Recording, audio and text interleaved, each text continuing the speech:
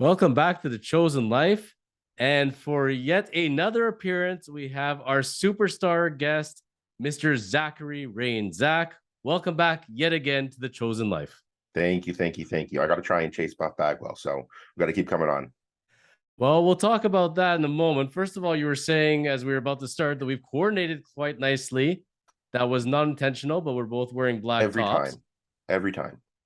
You got to love it that this is the Chosen Life podcast. I have the real Mark Bagwell set, and I'm wearing the Steve Carsey Chosen Journey shirt. There you go. So it's just an eclectic mix of everything. You're a walking advertisement. Well, the way today has worked out in taping, so just so people understand how things go sometimes. First of all, Chosen Life was supposed to be taped this morning. It's actually an evening right now because my guest was up all night vomiting, apparently, and not feeling very good. So he was in no condition to tape in the morning. So Zach has graciously agreed to move up his slot and to come on as our emergency taping guest. So, Zach, thank you very much. My pleasure. Always happy to be on.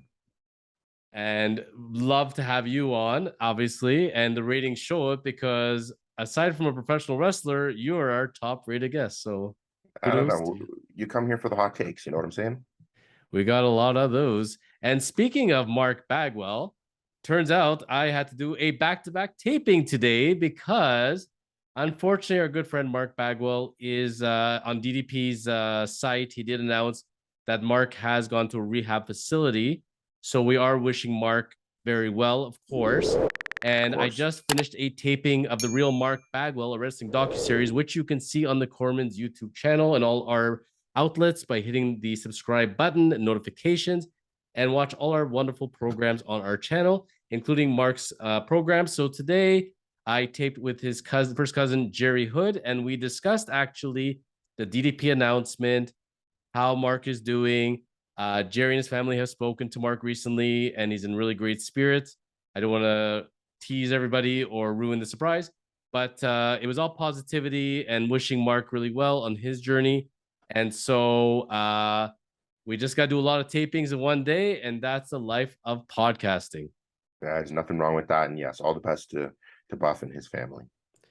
Always remember, he is Buff. He is the stuff, and the girls just can't get enough. That is his tagline. And there he is right above me, always watching over and flexing and wishing us the best. That's right. So on that token, we're also, Zach did not know I was going to be saying this, but we're very happy to be announcing that there's going to be a new addition to the Chosen Life podcast because we are getting our own theme song. That's right. That's amazing. So we're finishing the touches on the music video portion of it. Ooh. And we have a full-length actual theme song. And you'll be able to download it onto Apple Music, Spotify, and every player. And you'll be able to click onto our channel and our social media. And the full 2.5-minute video is going to be there. And just like every popular pop song and rock and roll song and rap song, you're going to love it. You're all going to get hooked onto it because it is freaking awesome. And we had a very high level music producer that helped us produce it. We have an actual lead singer, and it is in the course of a wrestling theme song. Surprise, surprise. So get ready because I am the destroyer. I am the chosen lawyer. Oh, I like that a lot. And you know what? If I'm ever going to be laughing all the way to the bank, you better believe I'll be playing that theme song. So make sure you download and put on repeat, people. Enjoy it. Very good.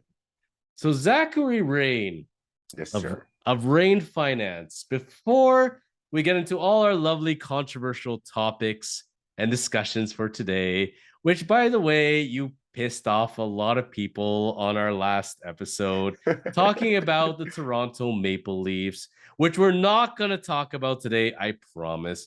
But you sure got them stirred up with some of your thoughts, and I stirred them up with my thoughts. And people seem to love controversy. So when you're not giving controversial talks on professional hockey and the Toronto Maple Leafs, Zachary Rain, how is life at Rain Finance? life at Rain Finance is bliss. It's been very busy, so that's a different story, but it's nice. You know what? I get to help a wide variety of people, whether it's, through insurance, investments, or financial planning, or group benefits. I actually was just on a group benefits call before we got on, and it's a lot of fun. No 2 days are the same, which is another reason I like the job. And I get to meet just some of the most amazing characters. I've met, foundational charity leaders, people who are on the boards of hundreds of millions of dollars of charities. And, then I meet people who just had their first child, they just bought their house, and they got, they're all bright-eyed, bushy-tailed, trying to plan their future. So it's a fun job. I can't keep busy enough. And I'm very fortunate. So yeah, it's fun. Do you have any clients or characters that are more interesting or strange than I? Give you a run for your money.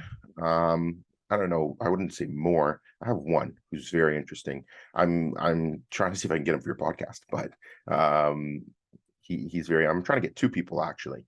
One is like I said, a very, very big influence in real estate, in charity planning, all those kinds of things. And then another one is actually a big time accountant from the eastern side of our country, and he is big into crypto. A lot of hot takes from him. So trying to get both of them, but I got a couple of people, none as interesting as you though. I know none as interesting as the chosen lawyer. Is the first one Drake? No, you know what? I don't find Drake that interesting. He's also a client. No, I'm just kidding. But he's not as interesting as you. Yeah, I wish. Aubrey, listen, if you're out there, buddy, and you need any financial advice, Rain Finance, we're your people. Mr. Aubrey Graham, as you are watching this, you and I both know that you are far more interesting, but we'll let that one go. Zach is just joking, of course. Oh, of but course.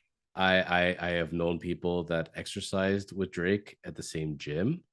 I think somebody may have been in line with him for smoothies. We got lots of connections out there. So we're like 1 degree away from Drake. But if he called and begged to come on the show, I would reluctantly accept.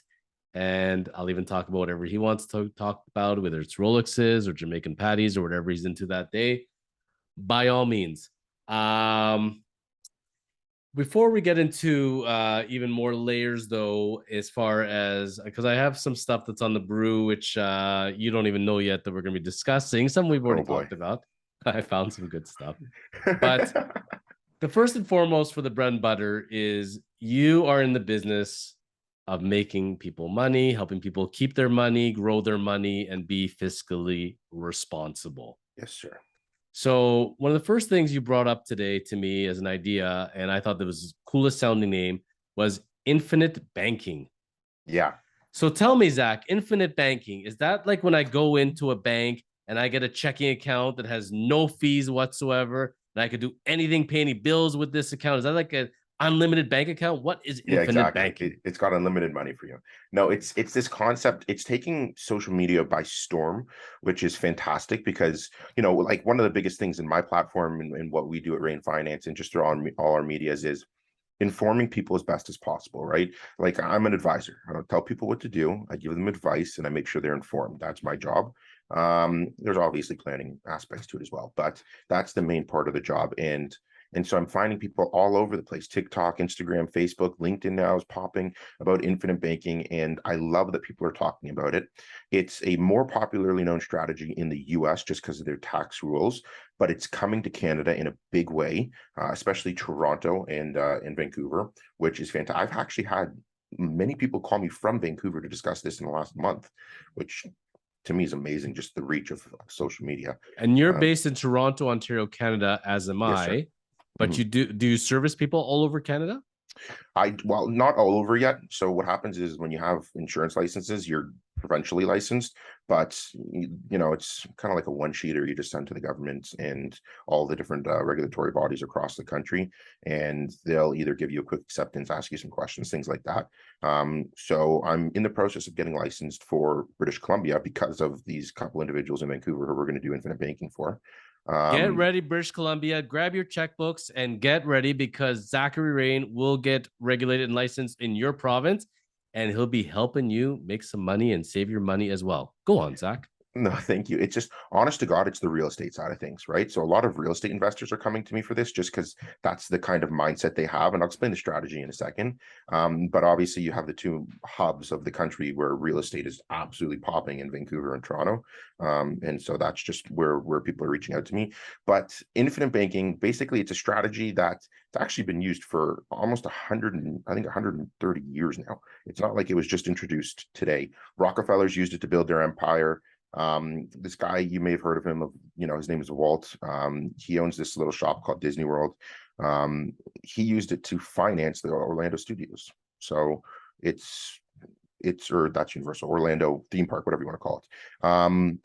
So basically what it is you buy a permanent life insurance policy, which, I want people to compare it to kind of like a house. You like your primary residence, at least in Canada, where it's insurance in a traditional sense where you have a death benefit and coverage in that way. So that purpose, it's great for estate and tax planning. And I'll explain how the strategy is really applicable for a lot of people in a second. But you have cash value. And a lot of people don't know that because they think term insurance is just like you buy it once and then you forget it, and there's no really portion For the to it. people, so Zach, for the people out there that tend to be sold life insurance, what they know is I'm paying this amount every month. If something happens to me, this is how much my estate is going to get. But at some point, if I bought it for 5 years, 10 years, and I have my guaranteed rate, then all of a sudden, when that time is up and I keep going, my rates go up, right? Yeah, so that's exactly. No, listen, that's a great understanding, and that's term insurance, right? So let me take a step back then. There's three main type of insurance, life insurances out there. There's what we call term insurance, which is temporary. Then there's permanent insurance, and a permanent insurance, that's for life. There's universal life and something called participating life insurance, or some people call it whole life. Okay. Term insurance is exactly what you're describing. You buy it for, and you can get it at different metrics depending on who you go to, but most commonly it's 10-year term 10, term 20, term 30, or term to age 65. Depending on your age, you choose one of the four options. And it's like you said, guaranteed rate for however long the term is. After that, it's often renewed, which a lot of people don't pay attention for. Everybody, PSA out there, check when your renewal is, because renewals are automatic. So that means if year 10 just ended, you finished your payments, the insurance company will renew it for another 10 years, or it could be on an annual basis. And your premiums, you will see them skyrocket. The reason is if you are not healthy, you get the insurance renewed automatically. If you are healthy enough to just go buy new insurance, the rates will be significantly cheaper. So the insurance company's assumption is, oh, they're renewing it, which means they must not be healthy. So we're going to charge them a lot more because it's going to be a greater risk and cost to us. So that's term insurance. That's the temporary side of things. That's what most people think about. Permanent insurance, on the other hand, When they're usually shopping around, they'll say, "Oh, here's all different levels of insurance. Well, this is the cheapest, so must be the best." And thinking of yeah, short term versus long term, right? exactly. And for term insurance, it's a temporary need, right? So you have a mortgage done in 25 years, get a term insurance policy for 20, 25 years, and you can just have that to cover the cost of the mortgage should one of you die, right? Same thing with kids. Most families support their kids to age, anywhere between age 18 to 25. So if you have to support them financially, and God forbid mom or dad passes away, they need extra money to support the family moving forward, right? But again, you don't need that for life, because eventually your kids become self-sufficient, they become adults, and then you don't need to support them financially, right? So those are things that just basic temporary needs. When you have permanent needs, which not everybody has, I would say the common individual doesn't necessarily have permanent needs, but some individuals do. They have them for life, right? And more often than not, it's a tax and estate planning type of thing. But in that case, you need permanent insurance. You have whole life insurance or universal life. Universal life insurance, it used to be a lot more. Now it's kind of what you see is what you get. So it's term insurance in the same sense that you buy a policy, the rate is guaranteed for life, and the benefit amount doesn't change, but it's permanent, so it's for life. It used to be something called a T100, which was termed to age 100, which is essentially permanent insurance. I don't know why they called it that. I think that's why they got rid of it, because not too many insurance companies offer it anymore. But if, for instance, John, you said to me, I want to leave my kids $300,000 and I don't want anything fancy, I want something affordable, then that's what we do. Universal life, 300 grand, and we just, set it out and let it go. Not the best option anymore because the growth features are really limited. And because inflation is going to erode the value of it. So what a lot of people are doing is turning towards whole life insurance, which is where infinite banking comes in, right? We have a policy, think of it like a house, right? There's no down payment, but if the house is worth $1 million and your insurance benefit is $1 million, well, this is what it's going to cost you every month or every year on an annual basis in order to maintain that policy and potentially even have it grow in value, right? Your house, it's no secret in Toronto, you buy a house for 200 grand 30 years ago, right? Now the houses are worth $2.5 million, right? It's no different with insurance. It grows in value, right? Your property appreciated in value and your insurance will appreciate in value. And there's many components to it because when you buy this type of insurance, you're essentially investing in what's similar to a fund. And the fund is investing in other things. There's investment managers and you earn a return. But the main point of whole life, which is beautiful, right? You have a payment that's split into two portions. Okay. You have, just like your house, portion goes towards interest. You're never going to see that money again.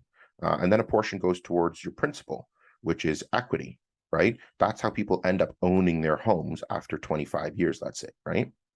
Well, the life insurance portion is amazing. It's just like the interest, it's a small amount. So if you do, let's say $100 a month, which is very low for infinite banking, but it's just a round number. So let's say you do $100 a month, $5 goes towards the cost of insurance, $95 goes towards pure principal equity cash value. And the beauty of this is this cash value, once it's in there, it's not guaranteed to be there, but once it's in there, it'll never go down.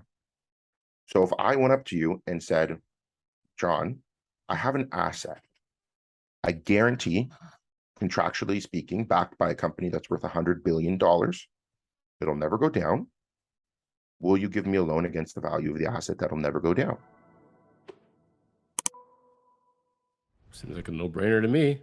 And that's why the banks are doing it. So this sounds to me, it's called life insurance, but in fact, it's like having a savings account. Really, you have a fee to keep the account going, and you're just putting money away like you would in a savings account, except it's kind of protecting you from yourself and giving you flexible options in the future. Exactly. So a lot of the people that I work with, and this is done on a grand scale. So it's not $100 a month. If you're doing infinite banking, you've already, your TFSAs are fully funded, your RSPs are fully contributed. You have no problem making payments towards your home, RSPs maybe for your kids. Maybe you've bought a property out there, or maybe you have non-registered investment portfolio. All of these things should be considered before you take on this kind of strategy. And a lot of it is done corporately as well. But I have a lot of real estate investors that I work with just because of the area I'm in and the work that I do. And more often than not, they'll come up to me and they'll say, like, Zachary, somebody recommended I speak with you. That's how a lot of it starts, right? Referral basis, because I introduced it to one person who needed term insurance. I said, well, maybe you should think about this because you have a different need. Now, what is the need? They came to me and they said, Zachary, I have $7 million of real estate, right? I've invested, my parents left me real estate, whatever it is. I have a cottage. And I want to leave it to my kids because who wants to sell real estate in Toronto, right? Well, what a lot of people don't know is on death, there's a disposition of sale. So that means whether you sell it or not, you're being charged tax on it. It's capital gains tax. So essentially 26% of your asset value, your growth is gone. If you bought it at $1 million, it's $2 million at death. Of that $1 million in growth, you're losing about $270,000, give or take. That's a lot of money, Zach. It is a lot of money. Okay, so then what do? Right? Do you refinance the property? Why haven't you already refinanced it to buy more properties? Right? Do you sell it? Well, that's just an absolute shame. Why not use life insurance? It's pennies for dollars in the sense that you put in pennies and you end up receiving dollars in the end. And that's just based off of multipliers and growths. So what a lot of them are doing is they're coming to me and they're saying, listen, Zachary, I have an extra, $30,000 a year in disposable income from my real estate portfolio, from my investment portfolio, from my job, right? Whatever, maybe they're incorporated, they're a business owner, whatever it is. And I have this tax liability. Well, this is the best strategy for insurance, right? You have a need, which the death benefit covers. And on top of that, you have a policy that's going to grow, projected to grow at 6% a year in the lowest interest rate environment we've seen in 25 years, 30 years. So it's only going to go up in value, at least it should only go up in value. And so now what they do is they buy the policy, they get 90% cash value, and I go up to Duca Credit Union or Manulife Bank or Equitable Bank or, one of the many lenders out there. And they say, okay, here's a policy. It's guaranteed, never going to go down. Once the money's in there, give them an annual loan advance against the value of the cash value. So what they've done is they've bought a life insurance policy that's going to grow essentially at 6%, give or take, tax-free in perpetuity. They've put in 30,000. I get them, let's just say $28,000 loan. It's cost them $2,000 in interest, which interest, if you use for productive purposes, for investments, for business purposes, it's tax deductible.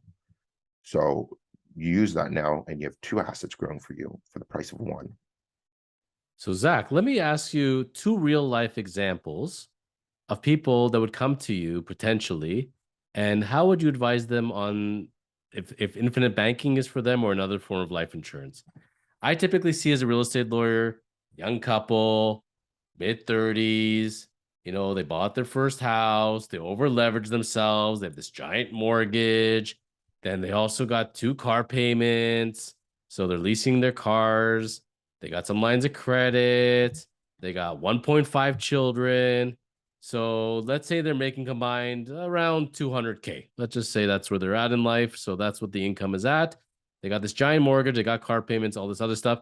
Is infinite banking for them, Zach? Listen, at the end of the day, it's probably not. They have a bunch of temporary needs. So it's just like any type of planning, there's priorities, right?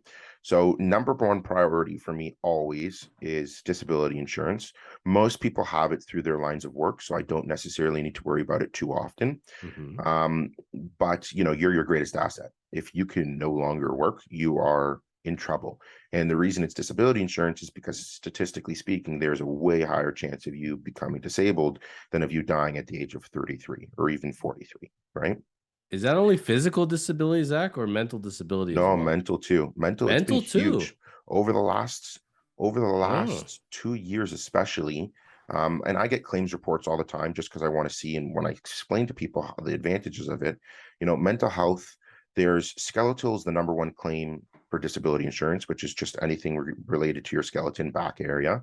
And the second is mental health issues, depression, anxiety, stress, burnout, all of these things. And a lot of people don't realize that. But fortunately, I've had clients who have had to go and claim for these reasons as well throughout the pandemic. And thank God they had disability insurance, right?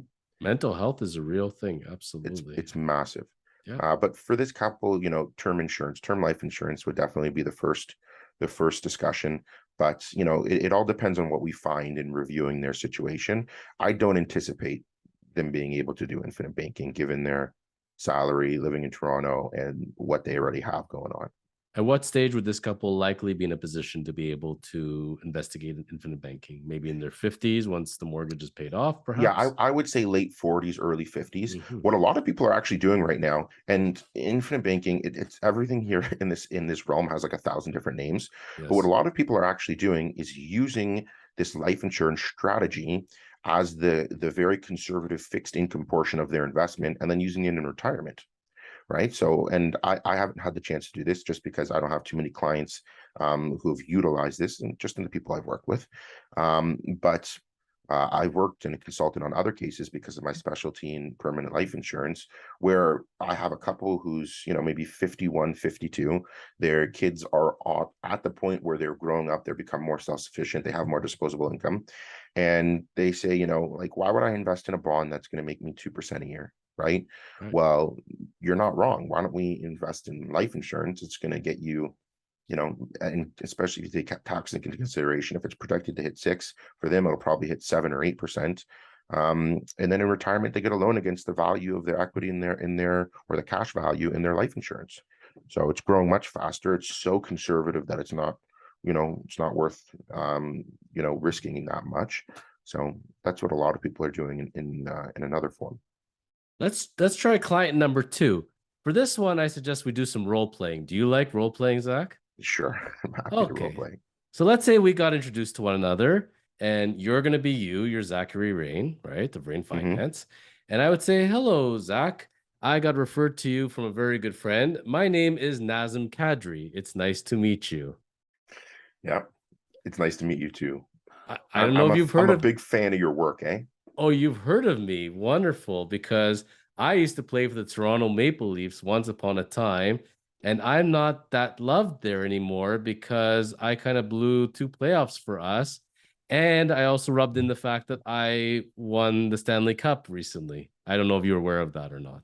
Yeah, you know what? I think I saw it once on the news before. So before we get into my situation and everything else, Zach, first question for you is: do you feel that infinite banking would be good for me now that I have signed with a Canadian team and all? Absolutely. For him, especially because athletes are getting paid, or sorry, we're doing role play. Okay. Nazem Kadri. I'm Nazem Kadri. Yes, Yes. Sorry. Okay. Ready. Stanley Um, Cup winner. Congratulations on the Stanley Cup, by the way. Correct me if I'm wrong. You're getting paid into a corporation as a hockey player, correct? That is absolutely correct. I signed with Calgary because I love Calgary. I love the winters in Calgary. That was my first choice. I absolutely chose Calgary because I love Calgary. And yes, I am doing tax maximization by being paid in my corporation. Very good, Zach. Very good. Okay. So, for you, Nazem, I think, there's a lot of deeper planning that can go into it, which I'd love to speak with your tax lawyers and accountants. Um, I rely on Cormans LLP for my real estate and corporate needs, by the way, in case you need to speak to them. That's as not you actually true. should. That's not actually true, by the way. So we can't actually say that, but I'm just this is hypothetically, of course, if I was Nathan Kadri. Go on. Yes, and you should. Yes. But yes, infinite banking is for you for many reasons. One, you're not going to play hockey forever, so we got to make sure that your money is not eroded by the time that you're done, and it's sufficiently funded for the rest of your life. Two, we want to make sure that we're maximizing your um, asset appreciation between your different corporations, which is what's going to happen, and we're minimizing the taxes that you're going to have to pay. Life insurance grows tax free, pays out tax free to your corporation, so that's a massive advantage. And we'd use that on the conservative side of your portfolio. And now, again, you got two assets growing for the price of one. Your corporation within the next, what does he sign? 7 years. You signed 7 years, right? I've signed for 7 years, although very likely my contract will be bought out or I will be flipped because on long-term injury or injury reserve, because the odds of me making that contract are far and slim, which is Very likely why I am in Calgary and not back in Colorado or with the New York Islanders as rumored. Yes, fair enough. Either way, you're going to get paid though, contractually Ops, speaking. ching ching, guaranteed money, baby. Yes. So you're going to have upwards of $50 million in your corporation in a very short amount of time, right? So any corporation can start it off at $1. That's the value that it's worth, which means you have a $50 million gain or appreciation of your corporation. That is upwards of, let's just say, what would that be? 50 million is 12.5 is 4. So let's say $14 million appreciation at that point, and or $14 million tax liability. So we're going to have to cover that somehow. Otherwise, your kids and your family, your loved ones, whoever you leave your money to, is going to have to pay that in cold hard cash to CRA. And CRA always gets paid. I have a feeling, Zach, that I did not make the best move from a tax perspective versus having signed in the United States and playing for Colorado or playing for the New York Islanders, as was rumored. By going to Calgary and playing in Canada, I'm probably going to face a bigger tax hit. Is that correct? You know what, Nazem? I think you have to follow your heart. And because you love Calgary so much, I'm not one to tell you, to live there or not. From a tax perspective, Florida's your best bet. Um, but we all know the cap situations that the Panthers and the Thank you very Lightning are much, in. Matthew Kachuk. Yeah, exactly. Right? Zach, since we're friends now, can I level with you a little bit? Sure. Usually, the hottest free agents get picked up right away during the free agency period and everything. I've been kind of dwindling out there for a while, hoping for a bidding war and everything else. Thank goodness the contract came with the money. But Zach, why am I not a member of the Colorado Avalanche and New York Islanders today? Even though I love Calgary and they were my first choice, what the heck happened to me, Zach? Well, Nazem, I think that that's more of a conversation for your agent. But there's an expression out there that beggars can't be choosers. And you wanted to get paid, so you went to a place that can afford to pay you. And I was not actually Nazem Kadri. I'm the chosen lawyer, but we did effective role playing there. So I know I appeared to be Nazem Kadri, but I was not.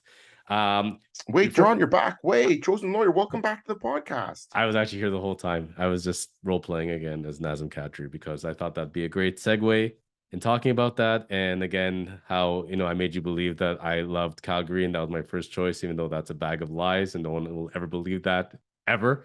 Anybody who's ever been to a Calgary winter would never ever believe that. But we do wish Nazem well, by the way. And no matter what, he will always have that ring in that cup, and no one can ever take that away from him. Nope, no one can. Good for him. But something that people can't be taken away from is the opportunity to buy housing. Right. So, finishing our money discussion before we get to some really juicy gossip, because I got some great stuff to share with the viewers today. Housing market, Zach, in Canada, in the US, inflation is out of control. Interest rates are out of control. Zach, what are we telling the young folks here? Want to get into the housing market, want to buy their first place? What the heck are they to do? Is it better to buy now or before everything gets completely out of control or price is going to drop? Like, what are you hearing, Zach? What's going on in the money market from your perspective? So there's a few things going on, right? First and foremost, obviously, because inflation's gone up so much over the last 2 years. Not going to get into why, but it has. And we're at the point where we need to reduce inflation, and the government's, first objective is always interest rate hikes. So because interest rates are going up so much, the price of purchasing a house has cost a lot more. And then that's obviously just pricing housing down, which is great, especially in Toronto, desperately needed. That being said, now your monthly payment just skyrocketed as well. So the balancing effect doesn't really help people at the end of the day. I read a stat the other day, which it's different for everybody, but and then what you buy, but the average Canadian needs to earn $220,000. Sorry, the average household needs to earn $220,000 in order to afford a home in Toronto area, which I is don't think that's going outrageous. on, Zach. I don't think the average household in Toronto makes 220 plus. Listen, in Toronto, you'd be surprised. There's a lot of money, and just because of the area, everything, wages are jacked up. You charge a lot more here than what you could in other areas of the country. That being said, no, a lot of people. I also read a stat that 25% of all housing in either Toronto or Ontario that is owned by large real estate investors. So what do you tell your clients? To get that housing, do they need to go get a second job? What's to Listen, do? it's at the end of the day, it's all about balancing risk and reward and what you can afford and what you're willing to do. Obviously, they're building skies, towers that goes into the sky in condos because they're more affordable for most people. To start, maintenance fees can really kill a few people, depending on where you live. And I mean that hypothetically and not literally, but it definitely can hurt you. And so what a lot of people are trying to do is balance, do I get a condo at this maintenance fee at this price, or, do I get a home? Do I get a freehold? Do I get a freehold townhouse? Do I get a freehold detached home? Do I get a condo townhouse? There's a good amount of options out there. But what I've been discussing with people now is if they can afford the mortgage payment and if they can qualify, right? Down payment in Canada, it's big, but it's not necessarily the end of the world because we do have high ratio mortgages, which for the majority of the younger population, it's actually a viable option. I wish that it didn't come to that, but they've given you the option. They're extending mortgage amortization periods. Obviously they extended it from 25 to 30 a couple of years ago. And now they're looking to extend it potentially even past 30 years, which is hard. People are going to be paying down their houses for the rest of their lives, but they'll own is the point, I guess, which is the worst of two evils at this point. You mean like people that lease or finance their cars for 7-8 years? Yeah, I know exactly. That would drive me bonkers. Thank God none of my clients do it. Yes. Especially because I wouldn't let them. No, he would not. No, but it's hard. Inflation is really and the interest rate hikes are really, really setting people back years in moving out. It's like a lot of politicians, oppositions on either side say, 31-year-olds living in their basement, which is the truth. And it's not even, what it used to be, where people used to make fun of these people, because a lot of people don't have a choice. What are you going to do? Not everybody can afford to rent either, because we're in a rental market, which the average rent is no different than a mortgage payment. All you're The doing is rent in missing major the down cities, payment. including Toronto, jumped 30% over the past year. Massive. So it's not like everybody can afford to move out. And we have to find as many options as possible. In Toronto, most people are lucky because the appreciation of of housing has also gone with mom and dad's appreciation of the house that they bought 30 years ago when it was affordable. So I've seen a lot of parents, and I've helped a lot of parents take out additional mortgages to help their children with down payments. The so bank that of they can mom get and dad is awesome. It is. It's not for not everybody can do it, but in Toronto, we're seeing a lot of that just because of the area we live in. But it's everything's relative, right? Like if you go 5 hours north of Toronto too, home doesn't cost $1 million either. So I got a solution on how to fix money problems and everything else. Why can't people just be the next Jake Paul?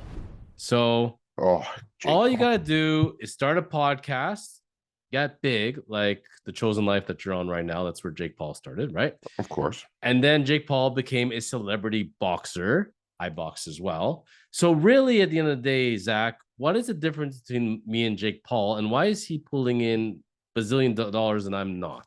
What am I missing here? I'm doing everything he's doing. I think you're on your way there. I think he just started a lot earlier than you. I remember watching Jake Paul years ago as a kid, and what he was doing. How long has he been around for, Zach? Feels like a year or two. But is it actually longer? You're probably looking at like 10 years by now. Has he been around for 10 years? Yeah, because he was on Disney Channel. He had his YouTube platform. He was a Vine. Him and his brother Logan, which a lot of people know Logan Paul and Impulsive as well. He's a WWE wrestler now. He is a WWE wrestler. And they've been around. Quite good at it, actually. It's not a surprise to me because anybody who knows him, he was a wrestler in high school.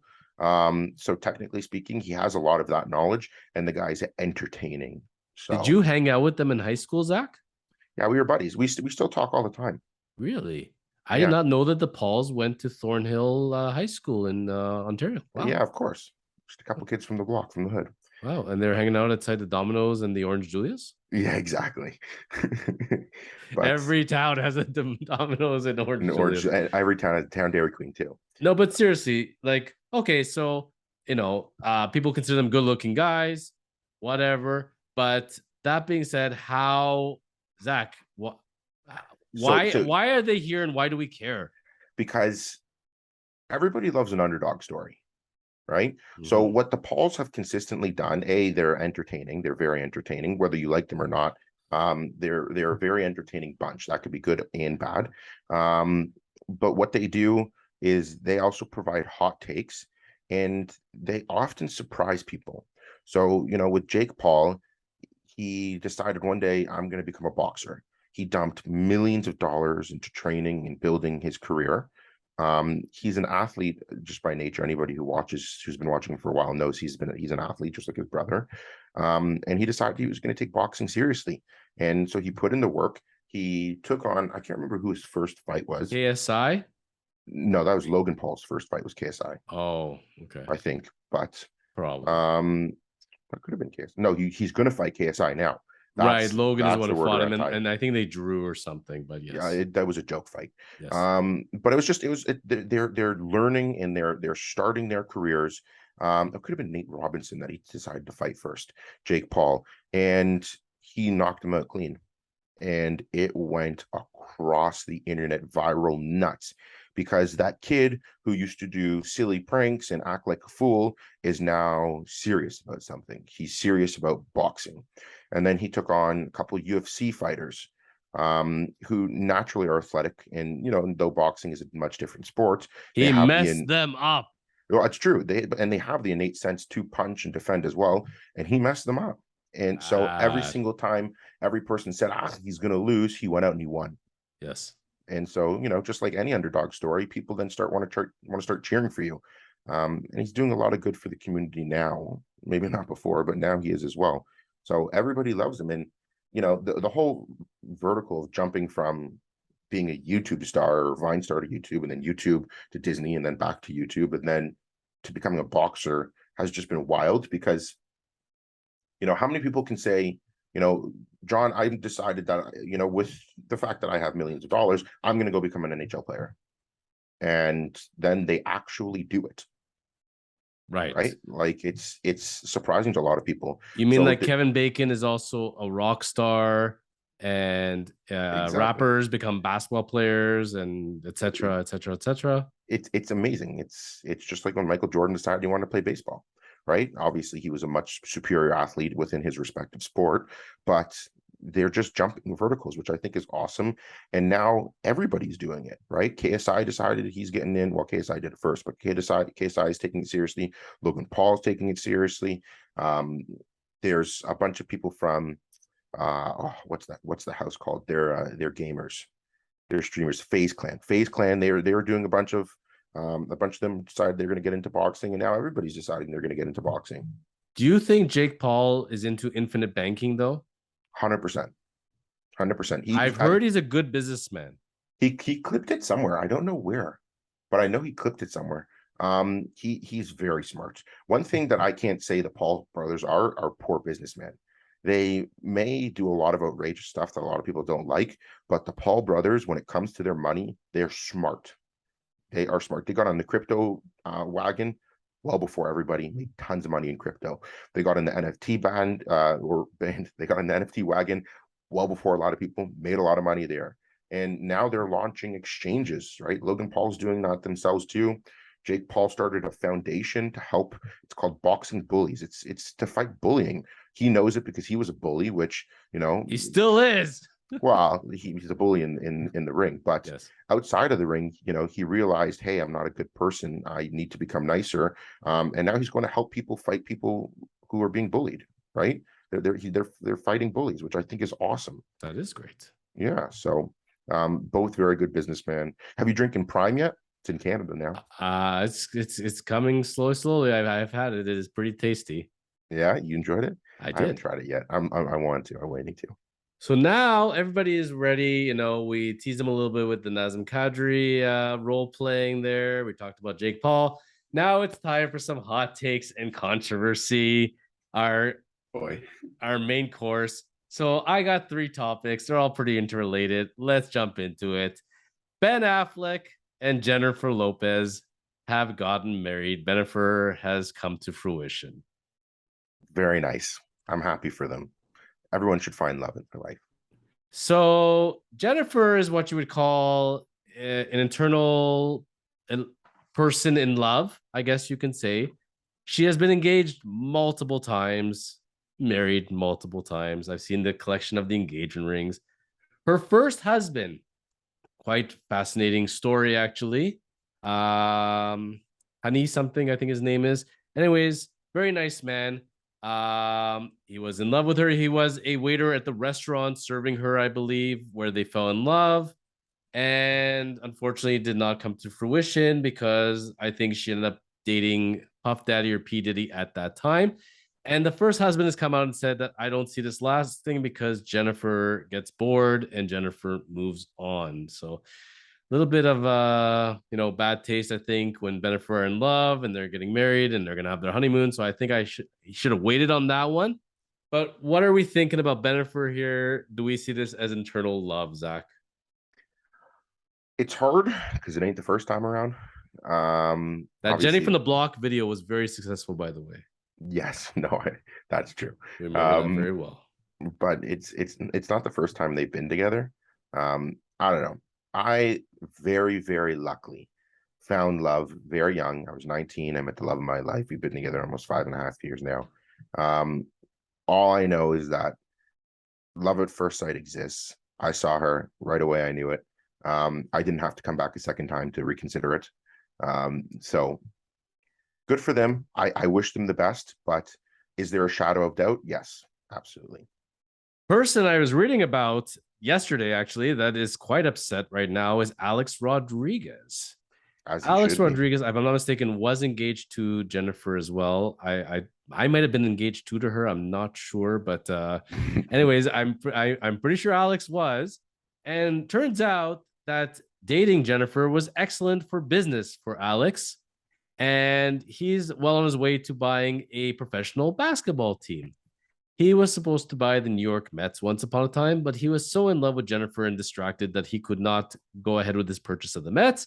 But he did buy the Minnesota basketball team, but some payments are due. But apparently, Alex is having a hard time coming up with his share of the money with his partner. And apparently, if he was with Jennifer, business would have been better. So it's quite interesting because I brought up before on Gossip that Bennifer is a publicist's dream. They come together. Now they've broken up. Now they're dating other people. And now they're back together. And now they're getting married. And they're on every single publication and we're speaking about it now. So obviously it's working. Mm-hmm. So the question will be, will turmoil come to Bennifer and will something split them up? Will somebody wedge something between them? So I'm going to be generous. I wanted to say over under 5 years. I'm going to go with over under 10 years. I got way less than that. How long do you give Bennifer? 2 years. 2 years. Yeah. Listen, it's like I said, didn't take me a second look. I knew right away, and I haven't let go since, neither she. So if you were there and then you're like, maybe the timing isn't right, and then you go and you try a couple different things, and then you go back and you say, okay, let's try now this time. I don't know. So, maybe publicly as a publicity stunt, it's fantastic. Maybe if the checks are rolling in so well, go for it. But they don't have a vote of confidence from me. So you had the honey guy, what his name is, from the waiter. Then you had the backup dancer, Kris something, right? Mm-hmm. Mark Anthony. I feel like I'm missing one or two husbands there. Was there any other husbands? I know there's a bunch of engagements. I don't know if there are more husbands. I know for sure there was a 3. I have a feeling now, first of all, I mean, Ben has had his demons, certainly, including Nanny Gate scandal. But I think Ben is now on the right ship. This is good for his career. I think he needs to keep the Bennifer train going for as long as he can. For Jennifer, she got the love of her life. I am seeing here at least 5 years. I think that the 7-year itch is what's going to get to them. But I think they're going to go strong for a while. I think that they'll maybe take a break or they'll have a trial separation, but they will get back to it. They'll never get formally divorced. But something will drive the wedge at the end of the day. I don't see it lasting forever, unfortunately. But we do wish them well, and it is great for hot takes and for media attention. Yeah, listen, unfortunately, when you're in the spotlight and you have 1 million people looking at or even more probably for them, you have tens of millions of people watching your every single move. It's not fun to begin with. We talk like, she's had boyfriends here, engagements here. The average person has had many, boyfriends, girlfriend, whatever it is, and even potentially a couple engagements in their life. So it's not like it's so unheard of for her. It's just because she's got cameras around her 24/7 that they're in the scrutiny of the public. It's the double take, the coming back for a second round for me. But do you think this is real now for Bennifer? Do you think that this is all a publicity stunt, or do you think that they? I don't know. I couldn't tell you. I don't know. I don't know what they do in behind closed doors, and I don't mean that in a crude way. I just don't know what they're like, and I don't know them as humans.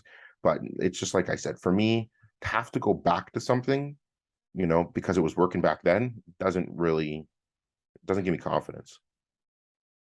Well, I think Bennifer is real, and I hope it is. All I want everybody should enjoy love in their life. So I hope the best, or I wish the best for them, and I hope that it is.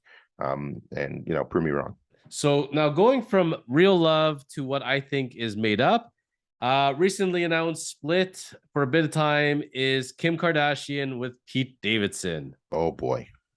That was awesome. I can tell you as a funny whatever guy, Pete gave guys like me hope. So Kim, if you're watching this, jump aboard the chosen train and let's see where it goes. But apparently they did not make it, and to nobody's surprise, even though they got tattoos and he met the kids. And apparently, Pete is now in therapy because of the bullying from Kanye. And Kanye is thrilled about this. But have you ever met a bigger pack of lies and stupidity than this relationship, Zach? I'm a big believer of don't start what you're not going to finish, right? Work, working out, for instance, relationship. I don't know how either of them went up to each other, decided they were going to become romantic, and thought, "Oh, this is going to last." One is at a much different point in her life than the other. One wants, Pete wanted kids, and that's what the public was there. The press was saying, "Oh, he wants kids. He wants tons of kids," and she says, "No, I'm done with kids," and that's often a deal breaker for the majority of people. I think that the sisters sit with their publicists and they're saying, okay, we're all going to date NBA basketball players. Wait a minute. Now we should all date rappers. No, wait a minute. Let's date white tattoo dudes. Sorry, I'm not getting into the cultural thing, but they seems to be a trend because, you got Travis Barker and whoever the heck he married. I can't think of her name right now, some Kardashian, whatever. And so I think that the Pete Davidson and Travis thing is going away from the cycle, and let's just stir up the pot as much as possible and let's see where it's going to stick. And we got a new show on Hulu, I think. I don't know where to get Hulu. I don't know what the show is called, but I know they do have a new show, even though they retired their old show. And this was really great publicity. And I think if you're going to go any different than Kanye, I don't think you can find a bigger opposite than Pete. I think they came to Pete, and Pete said, "You know what? I'm about to leave at SNL. I need a movie career.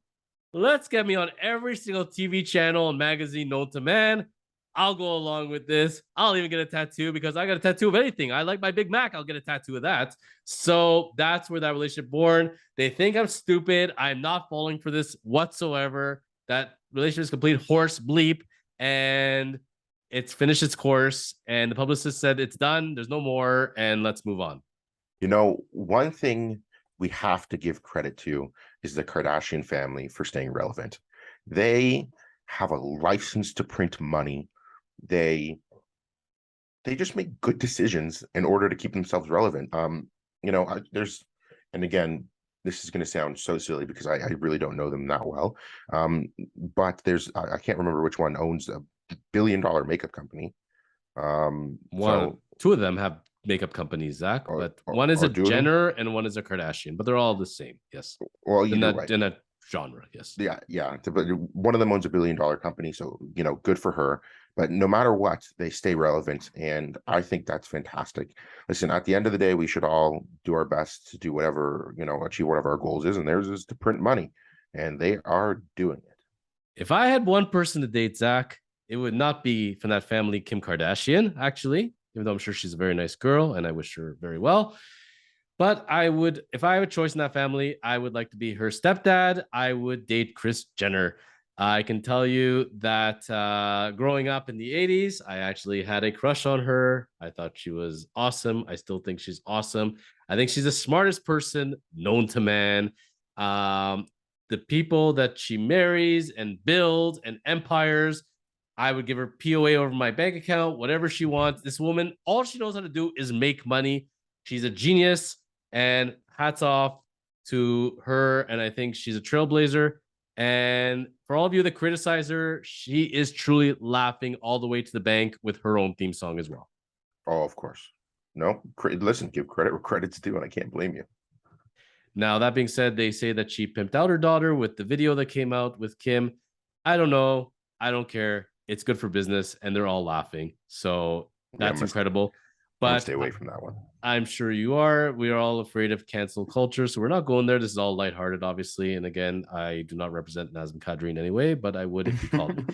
So the last hot take for today, this is not verified yet, but this is apparently brewing right now.